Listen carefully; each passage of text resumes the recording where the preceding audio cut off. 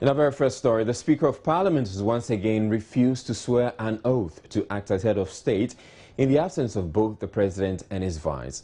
This was after the Chief Justice, as stipulated by the Constitution, had gone to the legislature to swear him in upon notification that President Mahama will be away in Nigeria. It will make it the second unsuccessful attempt by the Chief Justice this week to swear in the Speaker. Joy News parliamentary correspondent Emmanuel Ante was there and has father's report. I have received communication from the Office of the President. Right Honorable Speaker, absence from Ghana. In accordance with Article 59 of the 1992 Constitution of the Republic of Ghana, I write to inform you that I shall be away in Nigeria on Friday, 7th November 2014 at the invitation of His Excellency Goodluck Ebele Jonathan for a series of special consultations and interactions. I shall return in the evening of that same day. During my absence from Ghana and in the absence of His Excellency the Vice President, you shall, in accordance with Article 60(11), that is the Right Honorable Speaker, shall act in my stead. By a copy of this letter, the attention of the Honorable Chief Justice is being drawn to the requirement of Article 60(12) of the Constitution of the Republic of Ghana. But hours after entering the Speaker's lobby, the Chief Justice, accompanied by the Judicial Secretary and the Minister of Justice and Attorney General, walked out without conducting the swearing-in ceremony, which would have usually taken place in the parliamentary chamber. Neither the CJ nor the Attorney General was willing to share with the media what transpired. Madam Chief Justice, no, I'm sorry. We are in the premises of Parliament to speak to Parliament. No, but Madam, you have the constitutional responsibility. Hello, Madam. So what's the situation? Are we swearing?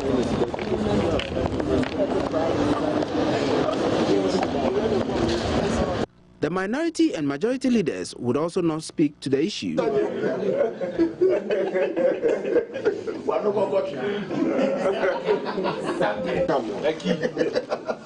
Leader, I will quickly, we saw the Chief Justice in Parliament, and I know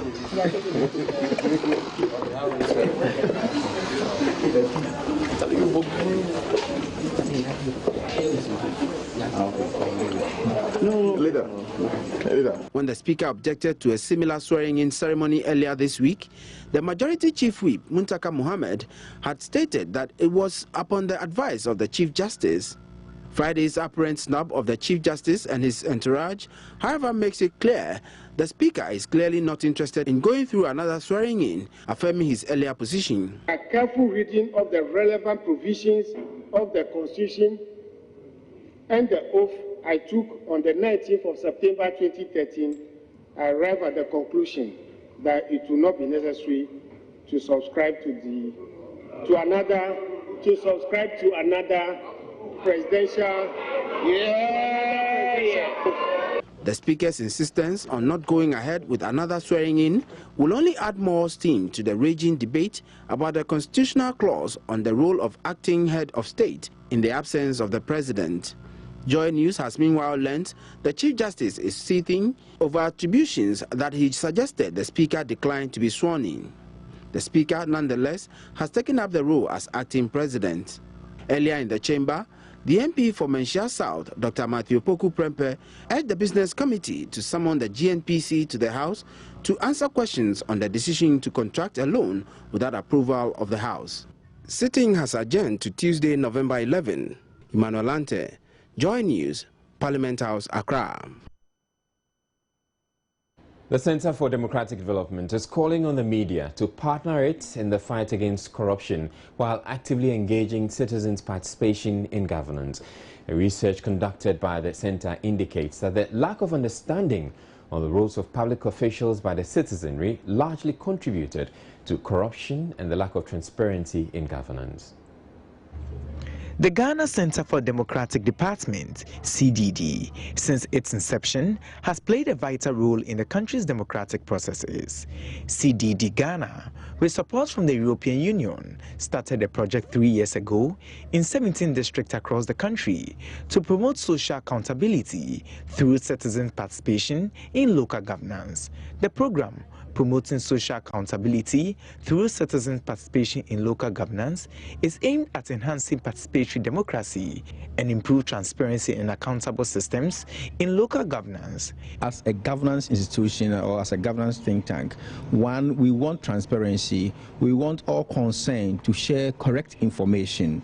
If people are aware of the correct situation in the country, they empathize or sympathize with the system and back down some of the demands. But if people are not being truthful to people they deal with, that's where the rumors and allegation comes up.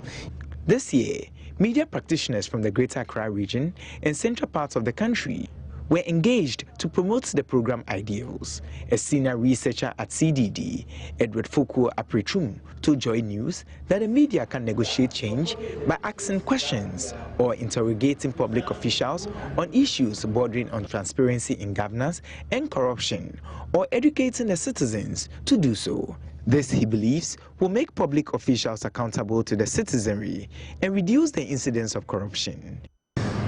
We have seen that through our research that a lot of people access their information through radio, okay? So in working and through the information centers. So in designing this project and knowing the key role that the media play at the level, we noticed that the best way we could go about it was to engage the media so that they know some of the tools, particularly the community radio and the public hearing sessions, so that when they use these tools, they are able to engage the community.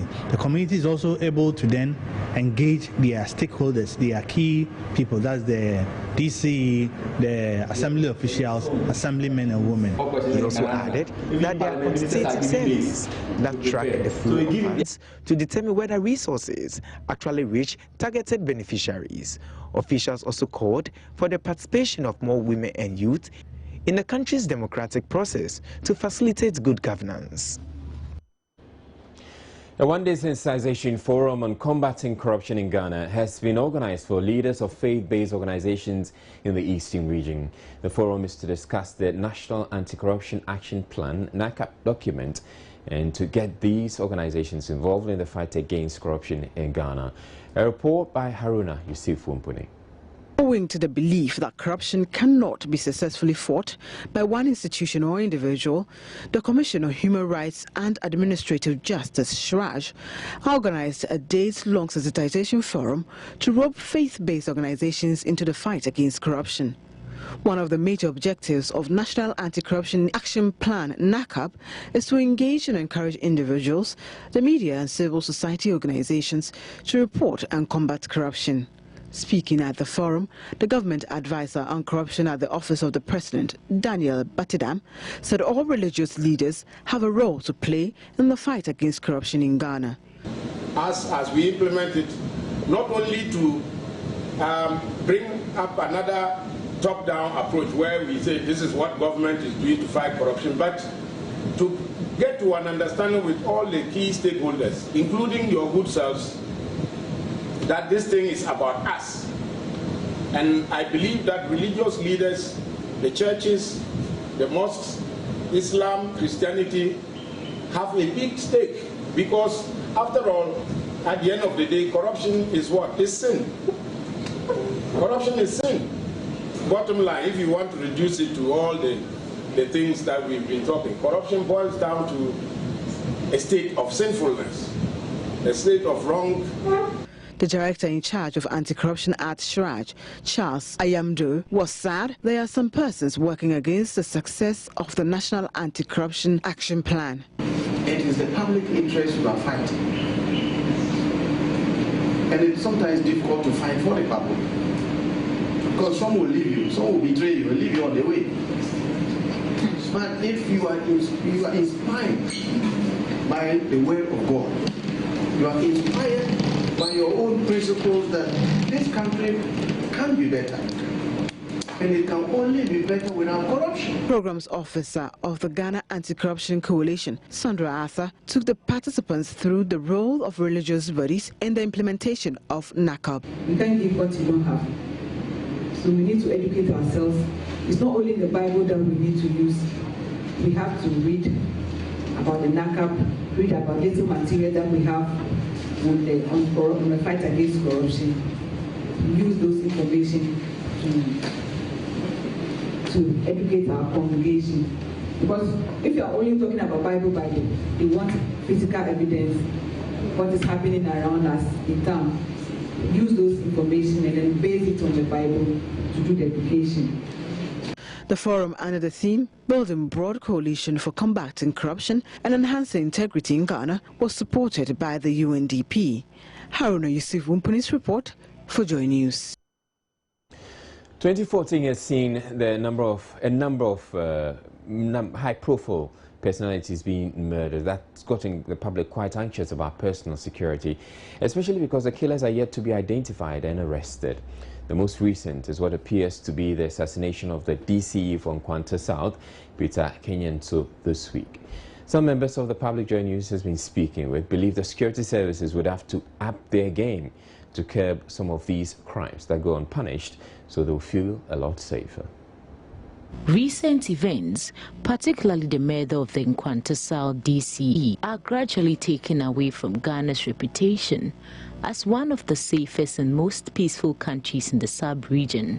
Amongst the other high-profile personalities to have been killed this year is artist manager Finnick Ochery, who was murdered in his Manette Gardens residence, and the chief of Joma near Ablekuma, all in Accra.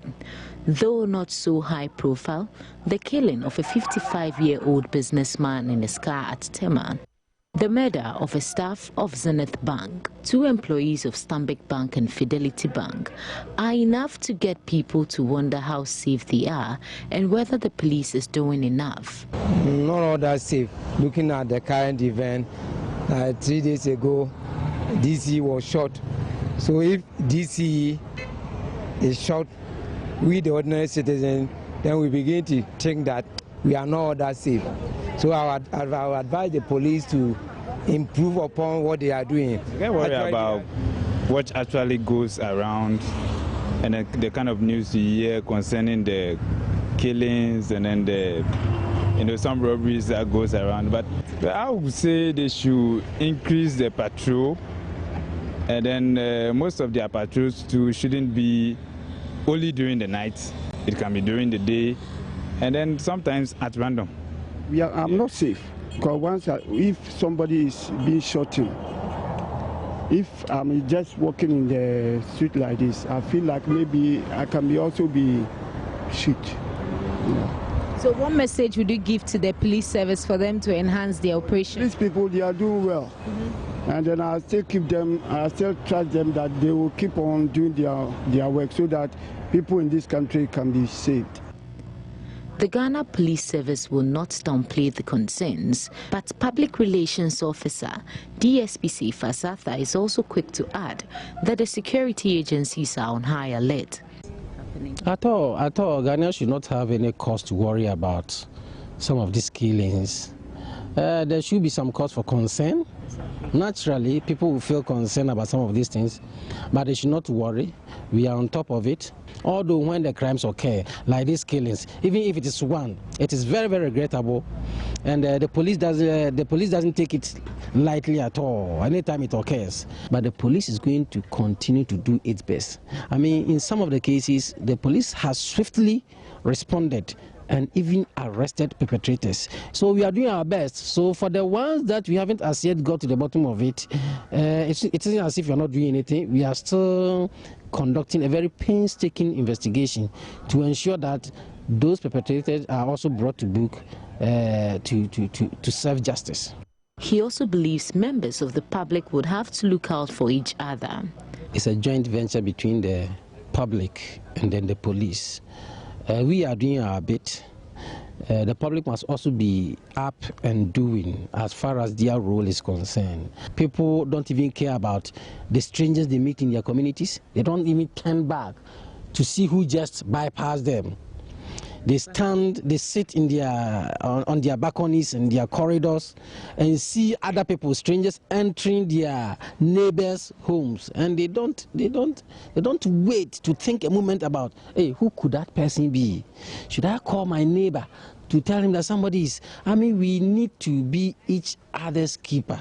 DSP Fasatha mentioned that the service is revamping community policing activities, intensifying patrols, increasing cordons and searches for unknown and reported criminal cases, intelligent collection of criminal activities and gangs, and increased snap checks are some of the measures being put in place to make the public feel a lot safer.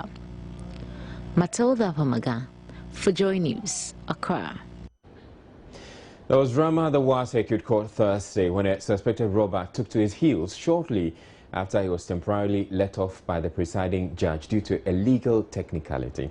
The 23-year-old suspect, Inusa Abdul Rahman, was discharged because the presiding judge, Isaac Akwante, said the court did not have jurisdiction to try robbery cases, but restrained the police from immediately rearresting him. Rafiq Salam's report from Wa. According to the Upper West Regional Crime Officer, DSP Daniel Quintry, the suspect, 23-year-old Inusa Abdul Rahman, was on trial at the Wa Circuit Court for causing harm and robbery.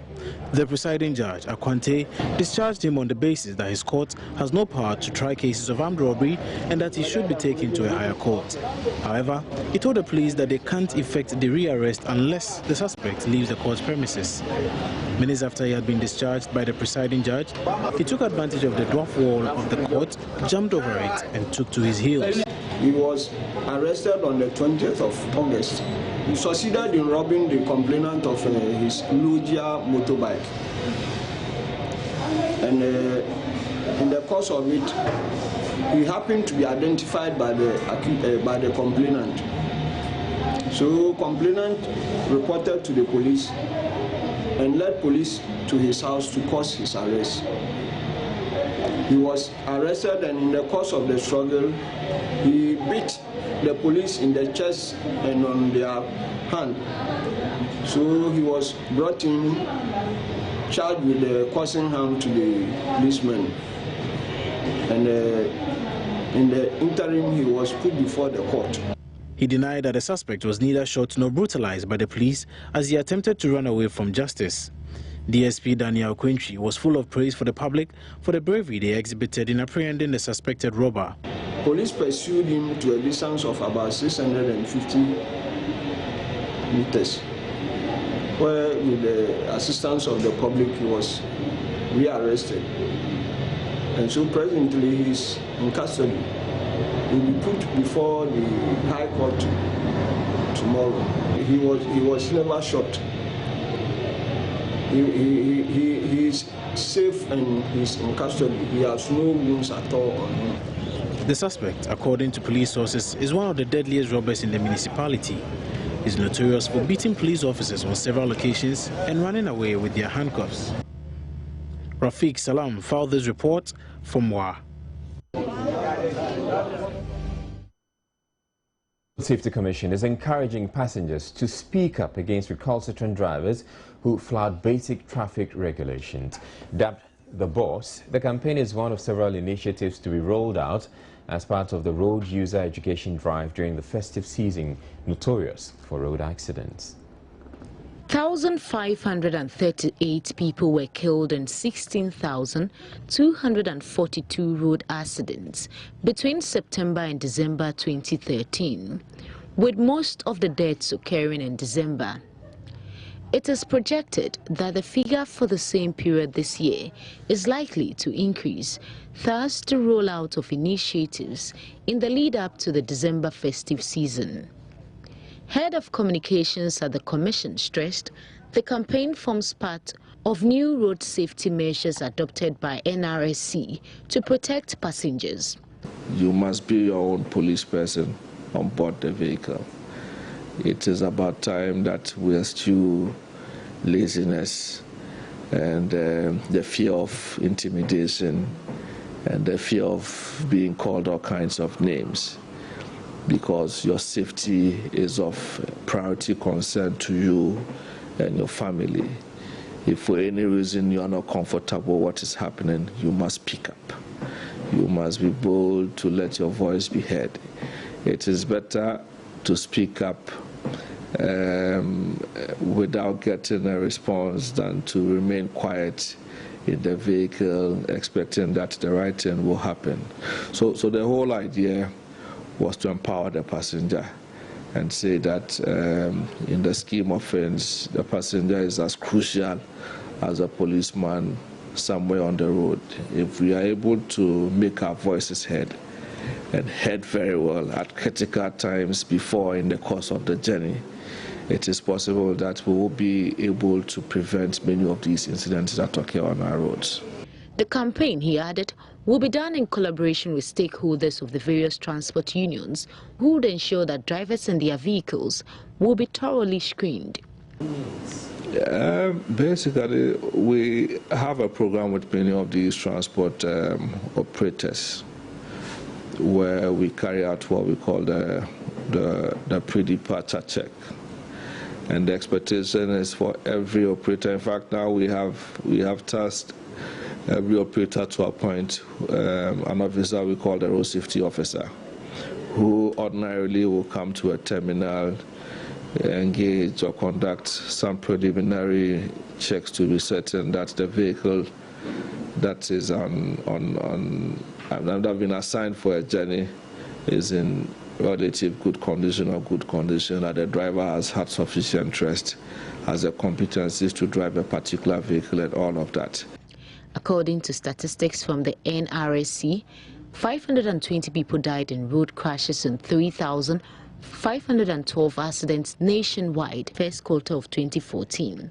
The Greater Accra region recorded the highest number of 1,336 accidents, while the Upper East region had the lowest, with 35 cases.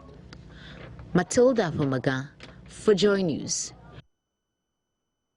Well, some passengers have also been sharing their views on the campaign, which they believe will go a long way to reduce the high accident rates.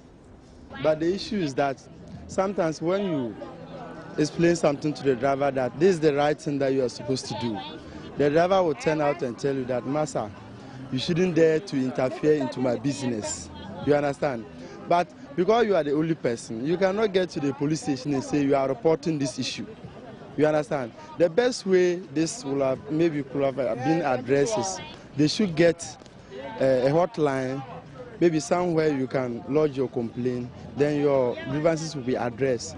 I think since it's a law that has been passed that we should caution them whenever we are going to do, whenever they are doing something wrong. It's good because whenever they are doing something wrong, we have to tell them, but it should be in a polite manner so that at least it shouldn't create any quarrel or any fight between the passengers and the driver. It's not a bad idea, but sometimes when you talk to them, they don't listen to you.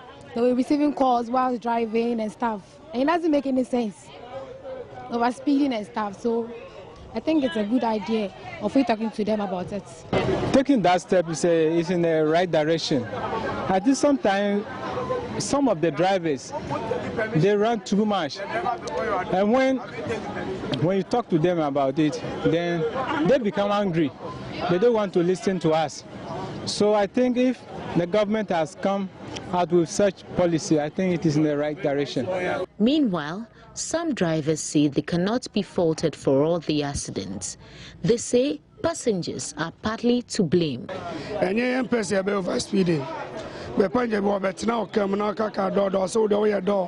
Next time about some folk car. Into Obana car ni Jania or Belfo. Now face the panja for no amumu, especially a man, homonym say any quality. Into a moment and trom. Nanya Quenya went to say Devon in Yashikra. No, I call the Potama police near Chen has I from Sobi Beba. Any old baby would do idea Christ was a just a tobo. In the and your baby are keke near you overtaking. The air passengers and so almost diabo. And a passenger so be driver. Ebia Mikraka, me find about 23. Mina Mikramu in Amonkwa. In this, I wouldn't in panic as a union to was oh driver near we one because Nimpa Yenino, Yenya, but we say, oh, 10 Nimpana, Nimpana video before Nakofa. nneɛma bebree de aba.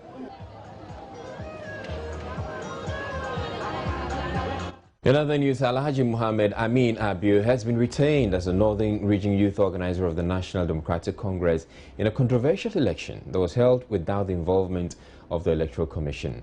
Regional executives went ahead with the election despite a court order which is believed to have kept the EC away. Joy News' Hashmin Mohammed, however, reports it wasn't without some drama. Earlier, a court injunction barring the Electoral Commission from proceeding with the election was secured by one Muhammad Aliu, who had dragged the party to court on Thursday for unfairly disqualifying him from contesting for the position of Regional Secretary. The General Secretary, in the process of debating, identified a clerical error in the forms where he noted that the Gushago Constituency Secretary who endorsed my form made a mistake regarding the entries. There was a column for branch, and instead of writing the name of the branch, he wrote the name of the constituency. I told the General Secretary that the endorsement was done in the middle of a full executive house, because the chairman Alhaji Jamoni was present in the meeting and all the other executives. And I also pleaded with him to call the secretary and talk to him to verify the authenticity of the endorsement. And the General Secretary, refused and went ahead to say he has satisfied himself with that particular error, and one single error can be enough for him to go about the disqualification. The court has granted us an ex parte injunction, not until the due process, not until fairness and justice reign within the NDC. I don't think it will be right for us to have the regional congress. The Electoral Commission, the body administering the electioneering process, heeded to the court injunction and refused to continue with the process. But the Regional Election Executive Committee this afternoon defied the court order and began the electioneering process amid heavy security presence, claiming they were unaware of the injunction. The situation, however, turned satirical as self-appointed electoral officers took to their heels when they set eyes on Muhammad Aliu, who had arrived at the event's ground to serve them the court's order. In the end, however, incumbent youth organizer of the party, Alhaji Mohammed Amin Abiu, polled 62 votes to beat his closest contender, Mohammed Abdul Mumin, who polled only 20, with Abdul Sani Zogo managing with only 3 votes. The youth organizer, elected in a victory message to delegates, thanked the electorate for renewing his mandate and promised to work towards the mobilization of the grassroots support of the party for victory come 2016. As to how valid the results of the election are, only time and the courts can tell. Mohammed Hashmi's report for Joy News.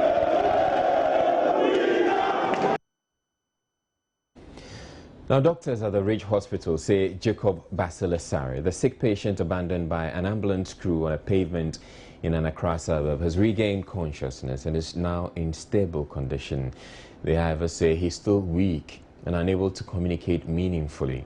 Meanwhile, his family is yet to fully take up the responsibility of paying his bills, even though a few of them showed up the day he was admitted. Jacob Basilasari is now stable. He looks better than he was on Wednesday. His doctors say he's likely to pull through. He's now well covered and sheltered from extreme weather conditions. In here, he is fed, cleaned and monitored regularly.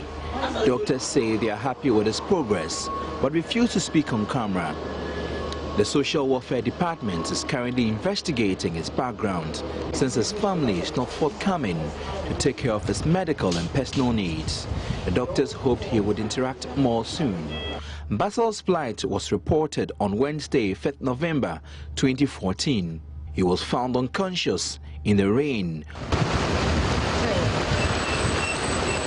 where the ambulance service had returned him after picking him up because they said the police hospital rejected him for lack of beds. It took a Joy News crew with the help of some Kokomimli residents here in Accra to get him care at the Ridge Hospital. The ambulance service says they are investigating why their staff dumped Basil on the sidewalk. Yeah. Right, meanwhile, the story is gaining quite some traction on social media. It's got a lot of people talking. I posted it on my Facebook page, and it's gotten quite a bit of traction, as I said. So you see that 550 people have come to share it, as you can see. And the comments, got in quite a number of comments, about 270 plus comments. And people are essentially enraged or enraged by the act of the ambulance crew. You can get onto my Facebook page and get to post your comments as well, and let's get some action.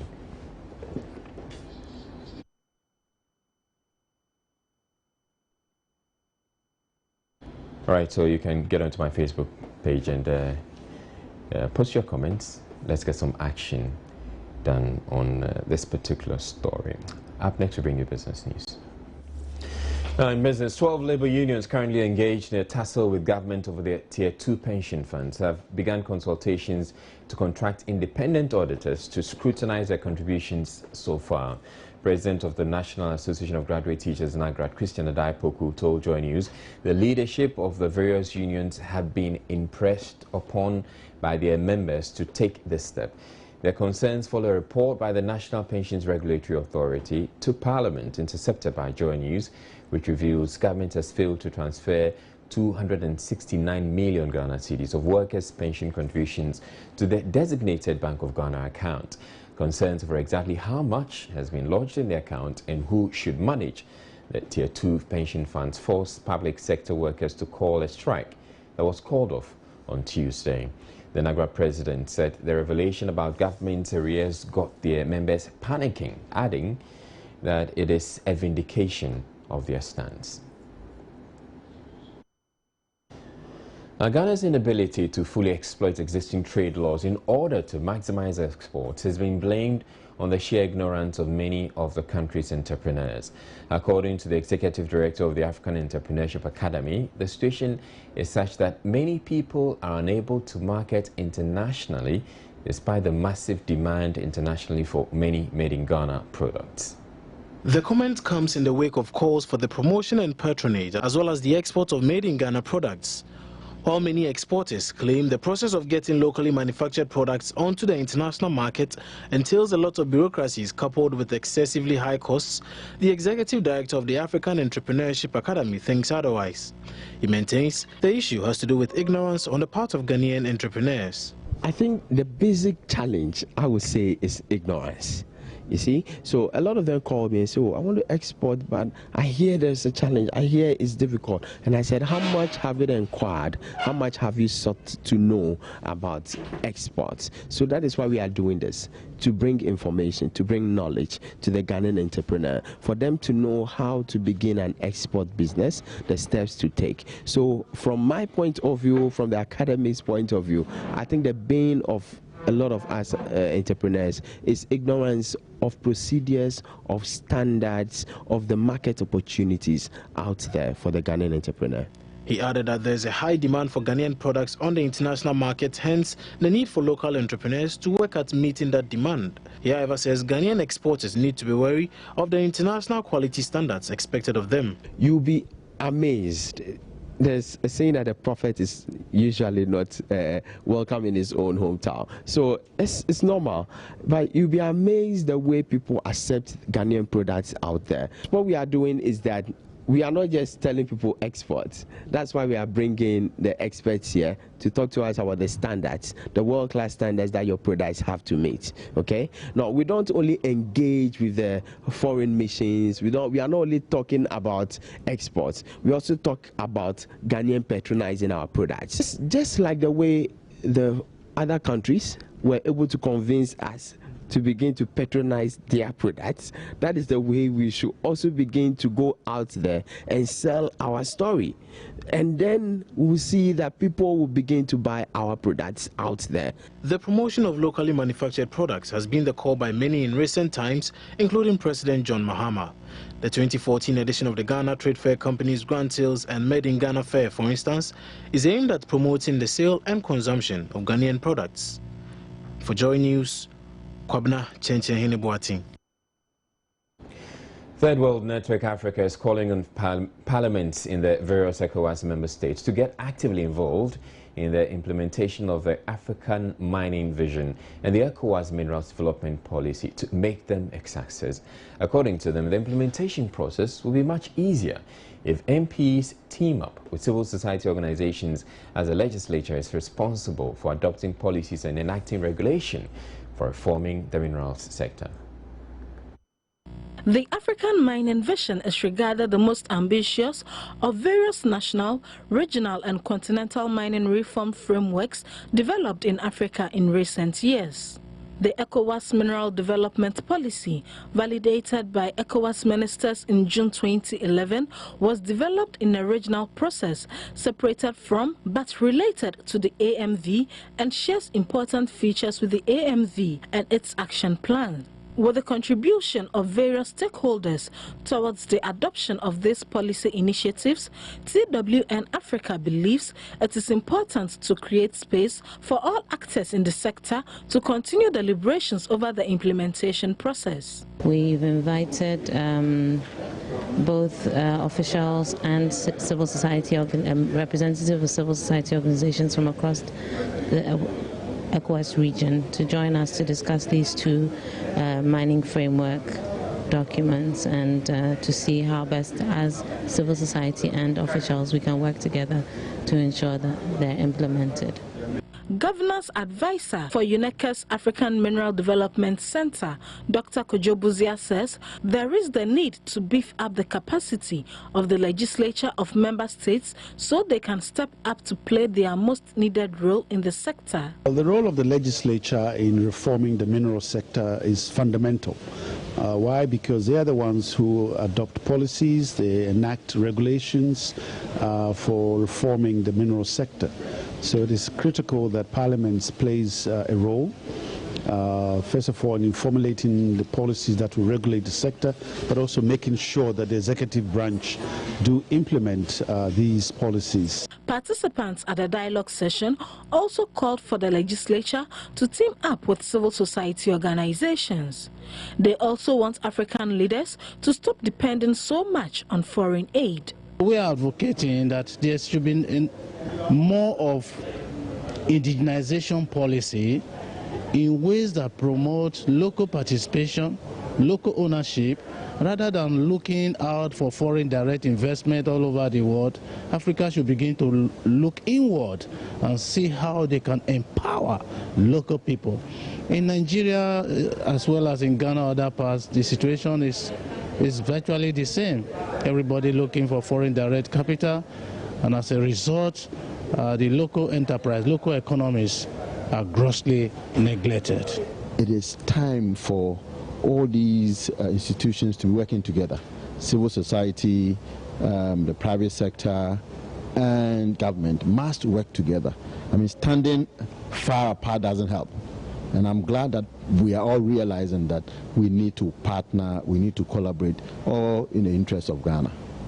The policy dialogue is one of several interventions being made by TWN Africa to promote ongoing mining reforms that are aimed at optimizing the development benefits of mineral resources the region is endowed with.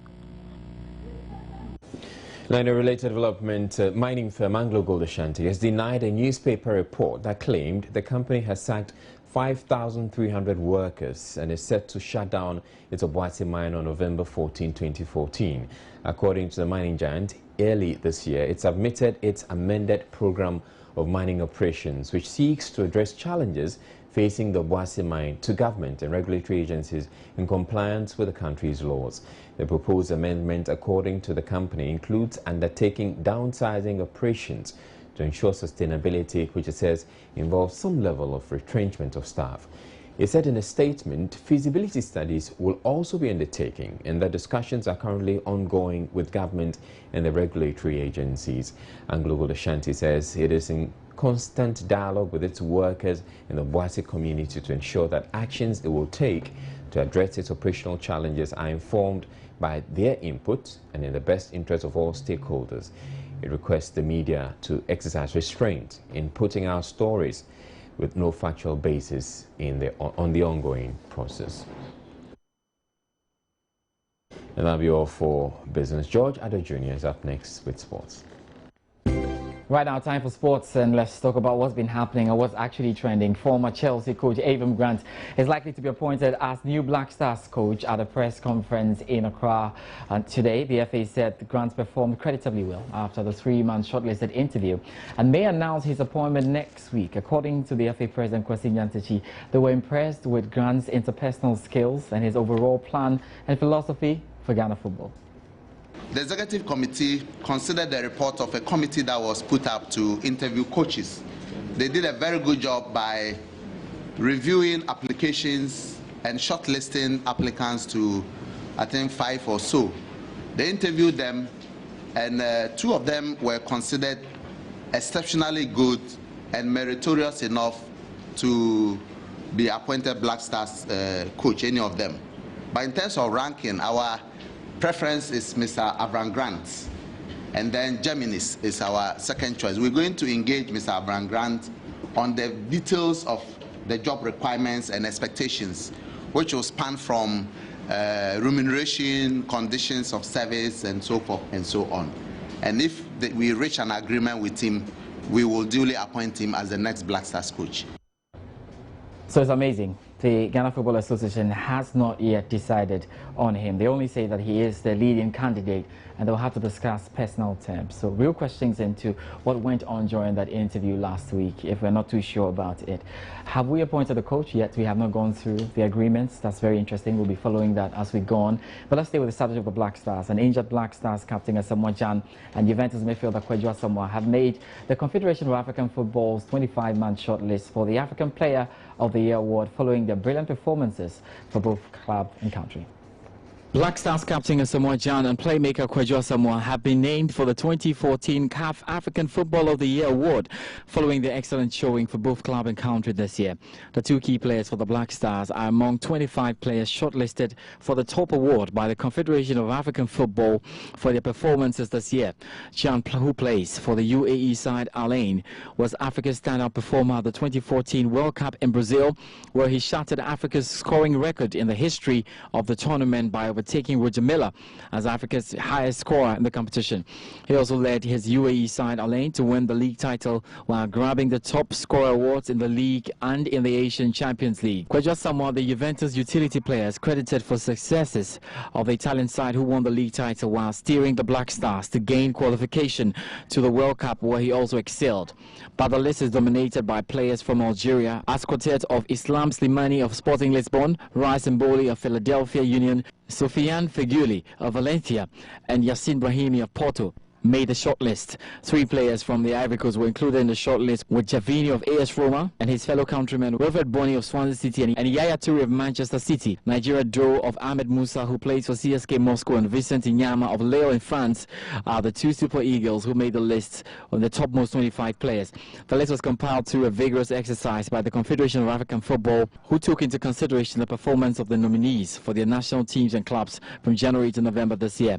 The winners of the 2 categories will be decided by votes from the head coaches and technical directors of national associations affiliated to CAF. The Glow CAF Awards Gala will take place on Thursday, January 8, 2015 in Lagos, Nigeria. Right, so just before I step out, let's talk about a quick update from what's happening in Nigeria currently. Ex-President John Jerry Rawlings is watching the Black Meteors play against Nigeria's local Super Eagles. The Nigerians are leading by 1-0. That game is taking place at the Ekwa Ibom Stadium in the Oyo State. They're commissioning a great edifice, which is about the best in Africa. Let's see what our Black Meteors are able to do. They are under the leadership of Coach Malik Chaber. That'll be all for sports tonight. I'm George Addo Jr. Israel will join us with some more. Have a great weekend.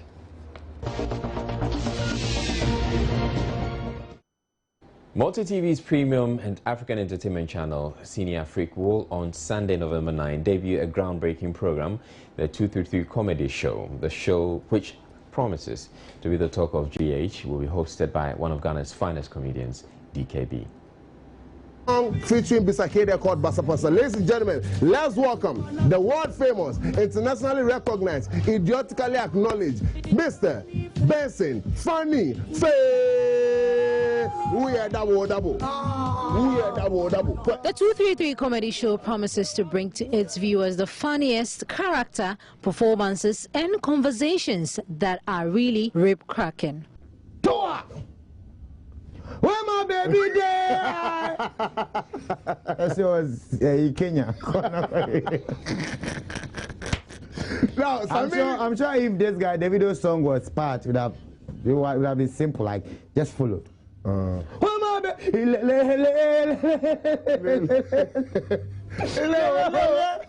That's why it's a crying song. The show hosts Ghana's top-rated comedian DKB and some other top comedians will, from this Sunday, the 9th of November, treat their viewers to loads of laughter. The show, apart from focusing on nurturing homegrown comedy and comedians, will also offer other African acts the opportunity to showcase what they have, as the channel has wide appeal to millions of other African countries, especially Nigeria, Cameroon, Sierra Leone, and Liberia. According to the channel manager for Senior Freak, Nanaya Sewa Sapong, the 233 comedy show is a new addition to the channel's outstanding productions and is set to throw more light on Ghanaian comedy to the rest of the world. The 233 comedy show will be telecast every Sunday at 6 p.m. exclusively on Senior Freak. That's what I want. Yeah.